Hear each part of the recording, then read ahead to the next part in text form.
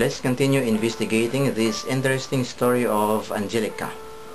My fourth question is, why did you call Pope John Paul II an idolater or worshipper of other gods?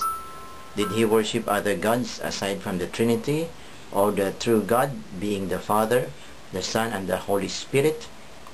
Is this not bearing false witness, which is against the 8th commandment? Fifth, is honoring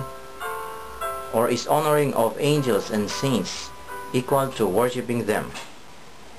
If one honors his father and mother as embodied in the 3rd commandment, is that worshiping them?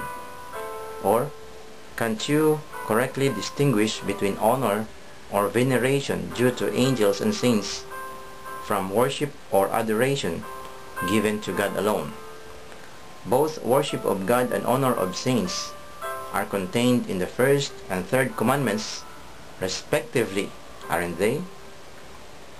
Sixth, why does Angelica's Jesus teach rapture when no Christian or Protestant reformer in church history taught it until Pastor John Nelson Darby of 19th century England invented it? Why do the Lutherans, Anglicans, Presbyterians, Calvinists, and mainline or historic Protestants not teach the doctrine of rapture, but actually condemn it as a man-made tradition? Is this not a fundamentalist or born-again propaganda masquerading as a revelation from Jesus? Seventh, Angelica's Jesus taught that women should wear long hair. How long is long hair? Down to one's hips?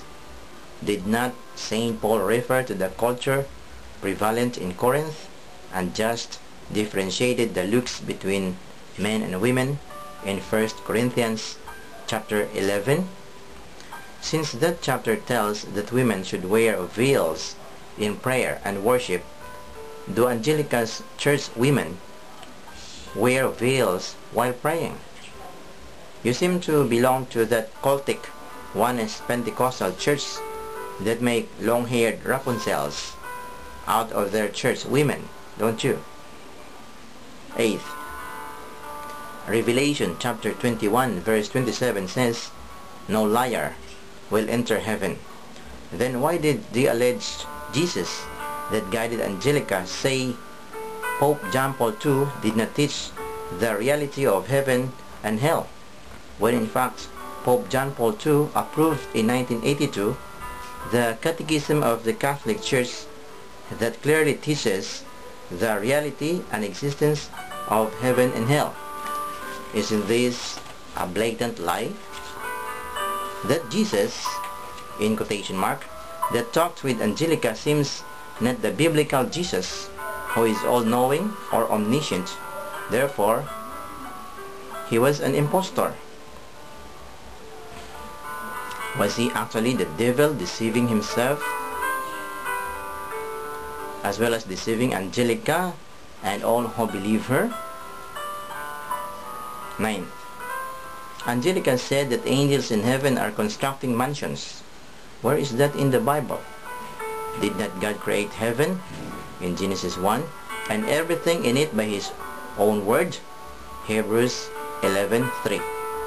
When Jesus told his disciples in John chapter 14 verses 1 to 3 that he would go ahead of them and prepare a place for them, did he not accomplish it when he said on the cross, "It is finished," resurrected from the dead on the 3rd day, ascended to heaven, and sat at the right hand of God the Father? Why should the hard-working angels continue to build mansions in heaven when in the book of Revelation they are seen as worshiping God and not building houses?